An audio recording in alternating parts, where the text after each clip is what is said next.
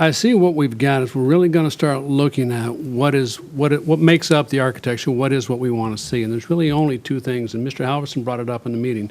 He only talked about two topics, and that was the data and the user.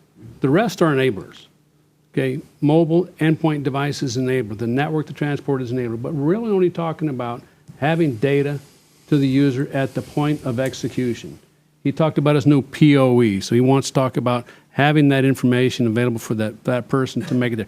But he didn't talk about anything else. So think about it as a challenge. When we talk about mobile, we talk about the future of IT and the future decision making. There's only two components that you need to worry about. That's the data and the person that needs the data. So the rest of it are all enablers to satisfy that requirement. Again, we like to talk about in the Army the position or where we're at today. And it used to be, don't talk about desirements, talk about requirements.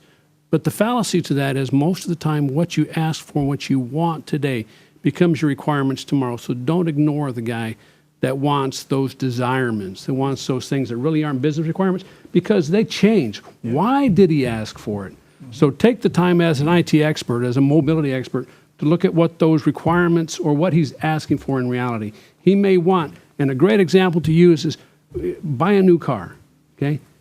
Now, when you buy a car, put on one side of the paper the requirements for that car, on the other side of the paper, put down your desirements. XM radio is a desirement.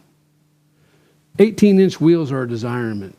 8-cylinder car is a desirement. What you need is 4 wheels, 2 doors, and steering wheel and brakes, okay? So those are your requirements. Everything else are desirements, but they're there for a reason, so don't ignore them when your users ask for desirements. Excellent. Embrace them.